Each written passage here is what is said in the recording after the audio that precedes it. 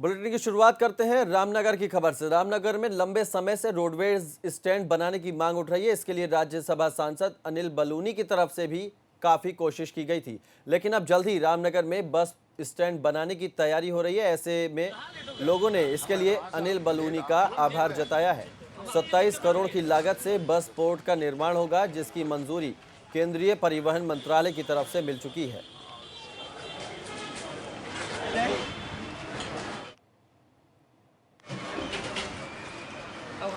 तो जल्द होगा बस स्टैंड का निर्माण। अनिल बलूनी की जो मुहिम है वो रंग लाई है।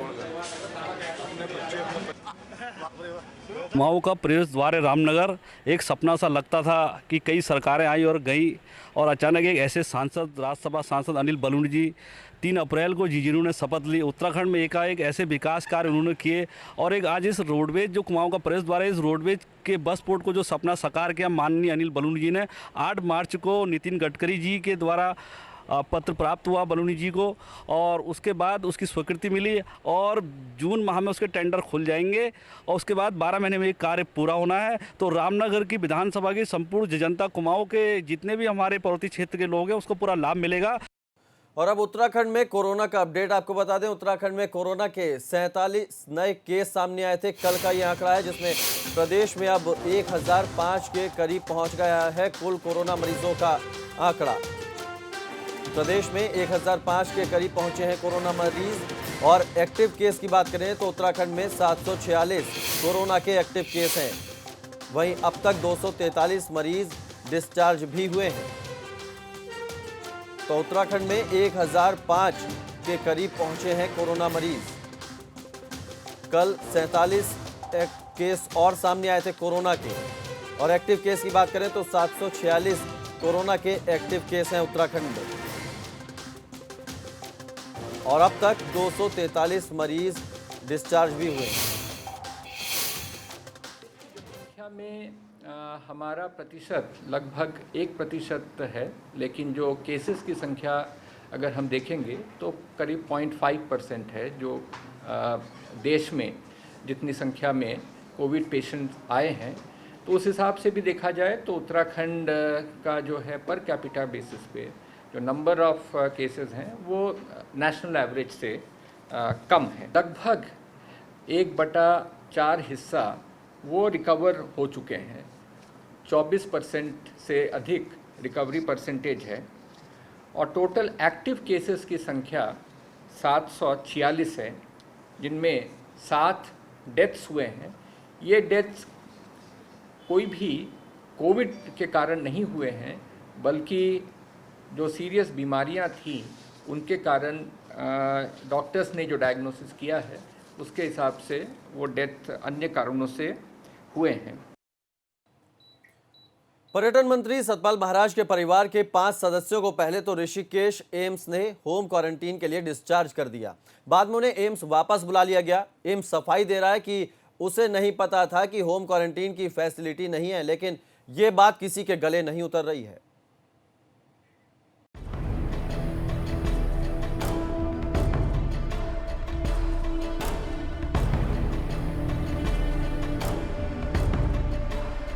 अभी तक उत्तराखंड में हर किसी का ध्यान तेजी से घूम रहे कोरोना मीटर की तरफ था, मगर कैबिनेट मंत्री सतपाल महाराज और उनकी पत्नी अमृता रावत में कोरोना की पुष्टि के बाद अब सबका ध्यान इसी ओर है। जांच के बाद सतपाल महाराज और उनके परिवार के संपर्क में आए लोगों की चेन अब और लंबी होती जा रही है। एहतियात के तौर पर डॉक्टर्स की उस टीम को भी होम क्वारंटीन कर दिया गया है जो सतपाल महाराज के घर रूटीन जांच के लिए गई थी। अस्पताल से मेडिकल स्टाफ की 5 लोगों की टीम स्वास्थ्य जांच के लिए सतपाल महाराज के घर गई थी। उस समय पता ही था कि नेगेटिव पॉजिटिव है ना, तो कल ही पता चला कि उनका मंत्री जी का भी है और अमृता मैम का भी, दोनों का पॉजिटिव रिपोर्ट आई है। तो हमने जो है अभी लेटर बनाया, उनको क्वारंटीन करेंगे हम, होम क्वारंटीन 14 डेज। उत्तराखंड में ये सारा बखेड़ा कैबिनेट मंत्री सतपाल महाराज के कारण हुआ है। क्या सतपाल महाराज को एक बार भी नहीं लगा कि उनका स्वास्थ्य खराब है? वो उस हालत में कैबिनेट की बैठक में भी चले गए। चलिए आपको दिखाते हैं कि सतपाल महाराज का राजनीतिक कद किस तरह का है।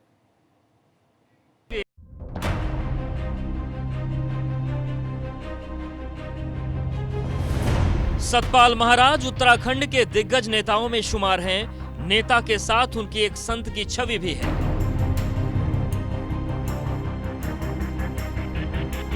सतपाल महाराज कोरोना पॉजिटिव आने के बाद उतने सुर्खियों में नहीं हैं जितना कि इस बात पर हैं कि उन्होंने त्रिवेंद्र सरकार के पूरे कैबिनेट को मुश्किल में डाल दिया।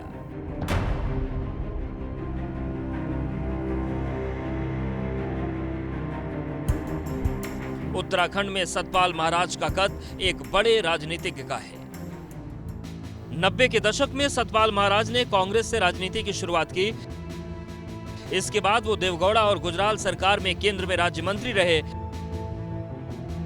उत्तराखंड बनने के बाद सतपाल महाराज ने सीएम बनने का सपना देखा, मगर वो सपना आज तक सपना ही रहा। राजनीति की समझ रखने वाले तमाम लोग जानते हैं कि सतपाल महाराज हमेशा राजनीति में प्रयोग करते आए हैं।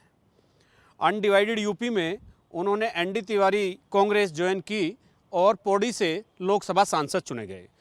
उस समय एनडी तिवारी कांग्रेस में मात्र 3 सांसद पूरे देश से चुनकर आए थे। स्वयं एनडी तिवारी, सतपाल महाराज और राजस्थान से शीशराम ओला।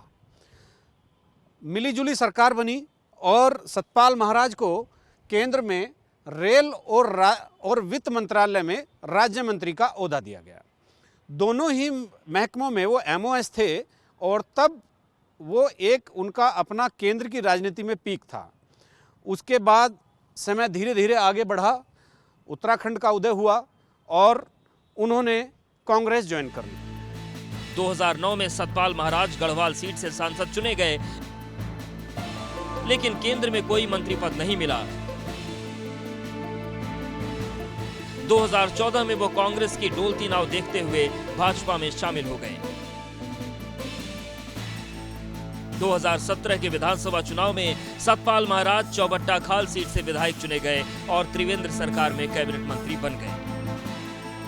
अब इससे ही अंदाजा लगाया जा सकता है कि सतपाल महाराज पार्टी में कैसा कद रखते हैं। 2014 के लोकसभा चुनाव से पहले सतपाल महाराज ने कांग्रेस छोड़ दी और उन्होंने भाजपा का दामन थाम लिया।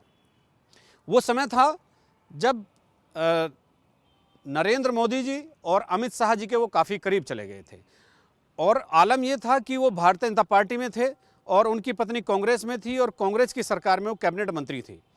जब वो भारतीय जनता पार्टी में शामिल होने गए और उन्होंने सदस्यता ग्रहण की, तब यहाँ हरीश रावत की सरकार में उनकी पत्नी को मंत्री पद से हटा दिया गया।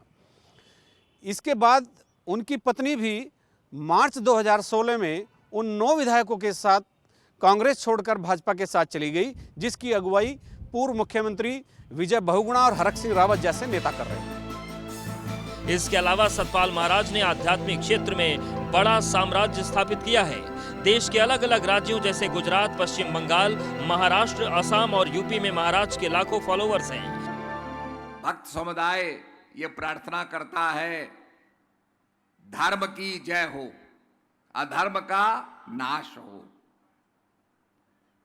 और प्राणियों में सद्भावना हो।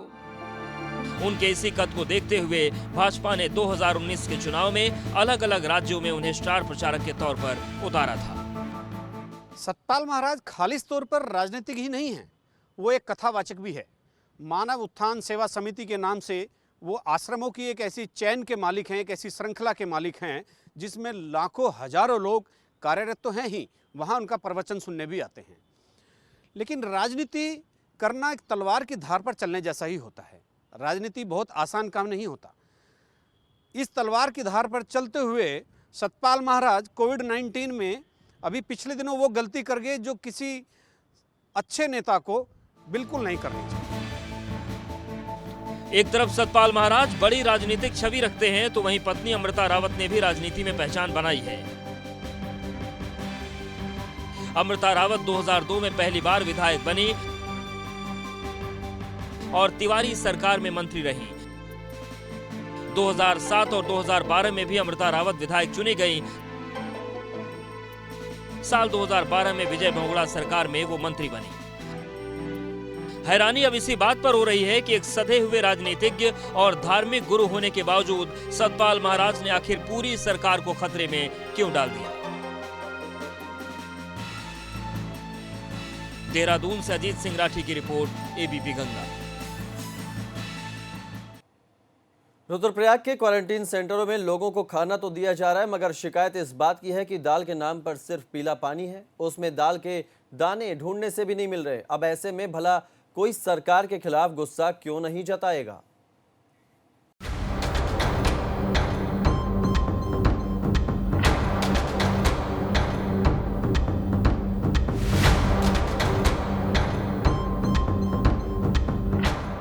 एक तो बीमारी, ऊपर से कोड बनी व्यवस्था मरीजों और लोगों को किस तरह तोड़ रही है, उसी का सबूत है ये खाना, जिसमें परोसी तो दाल जा रही है, लेकिन दाल के नाम पर सिर्फ हल्दी और पानी दिख रहा है। सब्जी भी ऐसी बदरंग है कि कलेजे पर पत्थर रखकर खाई जाए।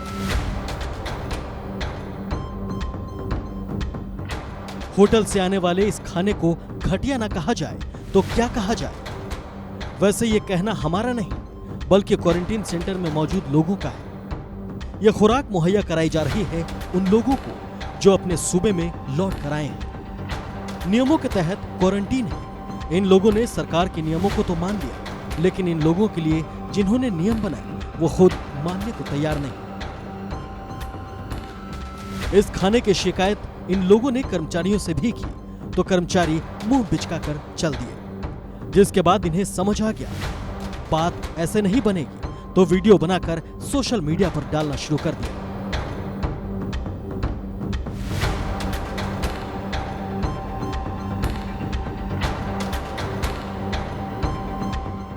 सोशल मीडिया पर अपनी इज्जत उछलने के बाद प्रशासन भी जागा। जिले के डीएम ने सिर्फ पानी को मुद्दा बताया कि पानी को लेकर मुश्किलें हैं, लेकिन इस मामले में जांच भी कराने का फैसला किया है। पहले से ही जो स्वयं सहायता समूह हिलांस के अंतर्गत रेस्टोरेंट का काम कर रहे हैं, उनके माध्यम से होटलों में भोजन का प्रबंध प्रवासियों के लिए किया जा रहा था।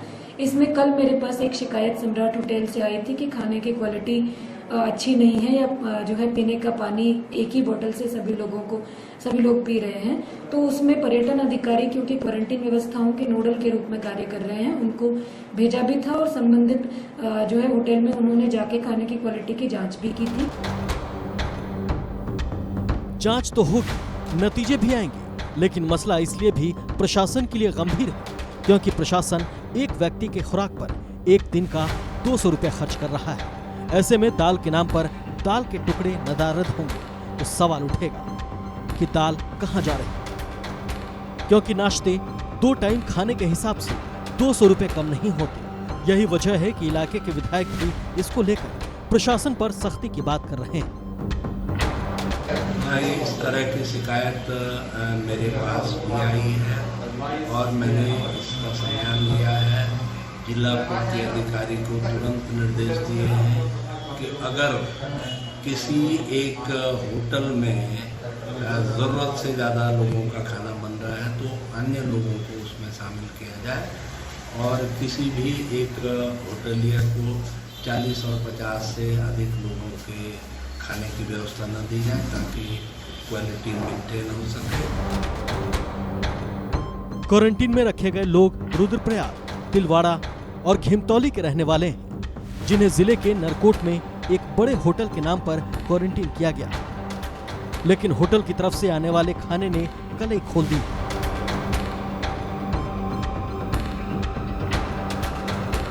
मैं रुद्रप्रयाग में हूँ अभी, और हमें बहुत सारे लोग हैं यहाँ पे, क्वारंटाइन किया गया हमको यहाँ पे सम्राट होटल के अंदर।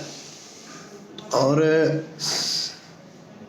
प्रॉब्लम सबसे बड़ी ये है मेरी नहीं सबकी है एक्चुअली। प्रॉब्लम ये है कि देखो खाने की क्वालिटी इतनी गंदी है कि ऐसा खाना ना हम गाय भैंस को भी नहीं देते। बिल्कुल पानी, सिर्फ हल्दी और मिर्च है खाने में। हल्दी और मिर्च का कलर घोल के दे रखा है यहाँ पे। मैं आपको खाने की मैंने क्या आज दिन का खाना भी नहीं खाया। इस वीडियो को लेकर प्रशासन सवालों में घिर गया है। खाना जैसी बुनियादी सुविधाओं में कटौती और लापरवाही किसके इशारे पर की जा रही है, इसका जवाब सिर्फ इन्हें ही नहीं बल्कि सरकार को भी देना चाहिए। क्योंकि सरकार अगर पैसे खर्च कर रही है तो फिर उसको लूटने वाले चेहरे भी बेनकाब होने चाहिए। रुद्रप्रयाग से रोहित डिमरी के साथ bureau report, ABP Ganga.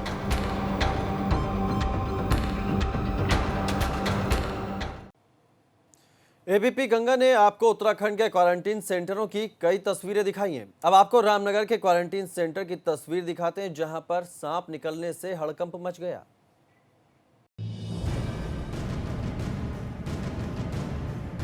Quarantine centre में नागराज, सांप देख मची अफरा तफरी, हलक में अटकी लोगों की जान। सांप को देख शायद ही कोई ऐसा हो जिसकी हालत खराब ना हो जाए, मगर जब सांप बिस्तर तक पहुंच जाए तो सोचिए क्या हालत होगी।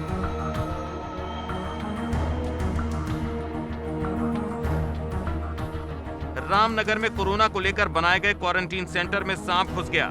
क्वारंटीन सेंटर में सांप देखकर लोगों की जान हलक में अटक गई,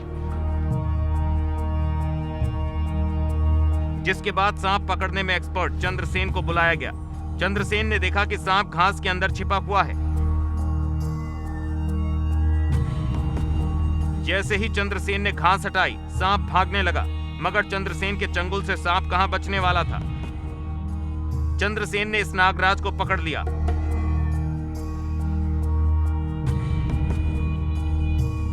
सांप के पकड़े जाने के बाद ही लोगों की जान में जान आई।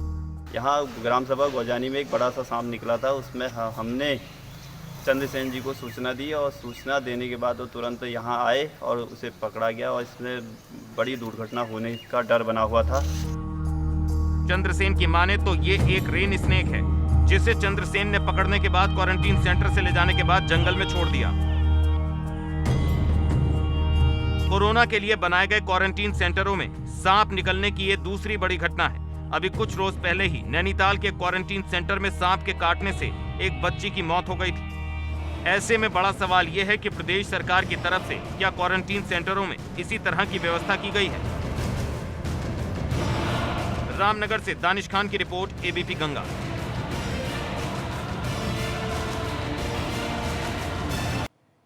एक ब्रेक के लिए रुक रहे हैं, फौरन वापस लौटते हैं।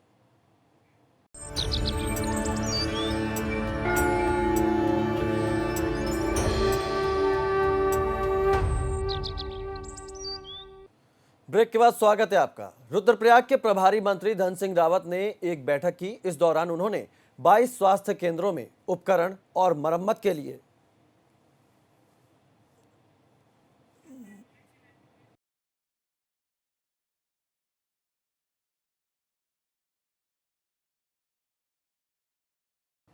तो धन सिंह रावत ने ये बैठक की और इस दौरान मरम्मत के लिए न्यास निधि से 33 लाख रुपए देने की घोषणा की। सोशल मीडिया पर धन सिंह रावत को लेकर चल रही अफवाहों पर मंत्री ने कहा कि ये विरोधियों की साजिश है।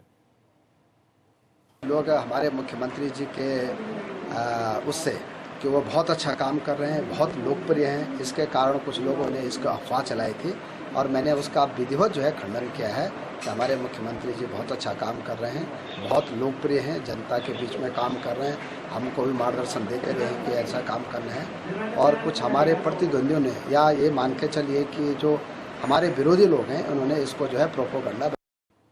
रुद्रप्रयाग जिले में कोरोना के 3 मरीज ठीक होकर डिस्चार्ज कर दिए गए हैं। मुख्य चिकित्सा अधिकारी डॉक्टर एस.के. झा के नेतृत्व में मेडिकल टीम ने ठीक हुए मरीजों को अस्पताल से घर के लिए रवाना किया। इस दौरान मेडिकल स्टाफ ने तालियां बजाकर उन्हें घर के लिए रवाना किया।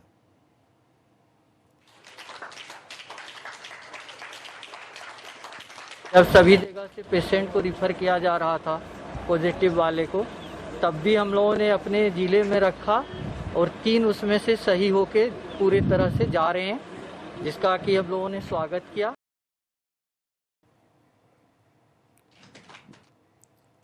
टनकपुर की शारदा नदी में खनन के काम को लेकर मजदूरों की आखिरकार अपने घरों की वापसी हो गई। परिवहन निगम की 20 बसों के जरिए 600 खनन मजदूरों को यूपी के लिए रवाना किया गया।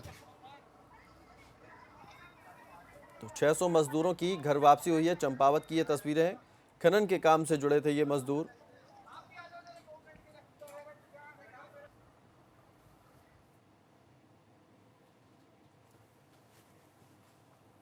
पिथौरागढ़ के प्रभारी मंत्री अरविंद पांडे अपने एक दिवसीय दौरे पर पिथौरागढ़ पहुंचे। इस दौरान अरविंद पांडे ने कहा कि प्रवासी लोगों से भेदभाव करने की बजाय उनका मनोबल बढ़ाना चाहिए।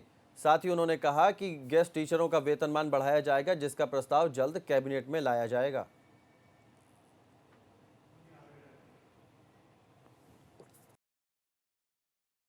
हमारे भाई हैं, उनके साथ बड़ा मन रखे, अपनत्व का भाव होना चाहिए और सोशल डिस्टेंसिंग का ईमानदारी से पालन करते हुए स्वास्थ्य विभाग का जो एडवाइजरी है उसको ईमानदारी से पालन करते हुए उनके साथ अपनेपन का भाव होना चाहिए। टिहरी जिले में कोरोना के मामलों में लगातार इजाफा हो रहा है। जिले में कोरोना के 11 नए मामले सामने आए। प्रशासन अब इनकी ट्रैवल हिस्ट्री खंगाल रहा है, जिससे कोरोना के मामले और ना बढ़ पाएं। जो हमारा कोविड केयर सेंटर है नर्सिंग कॉलेज सुरसिंगधार, उसमें एडमिट हैं और सभी स्वस्थ हैं, किसी में कोई सिम्टम्स नहीं है। बाकी जो 11 मामले कल देर रात को प्राप्त हुए हैं, उनकी कॉन्टैक्ट ट्रेसिंग लगातार हम लोग कर रहे हैं। तो जिले में बढ़ रहे हैं कोरोना के मामले। टिहरी में 11 नए केस सामने आए और कुल संख्या जिले में 88 हो गई है कोरोना मरीजों की। अब कोरोना मरीज जो 11 नए सामने आए हैं, उनकी ट्रैवल हिस्ट्री खंगाली जा रही है।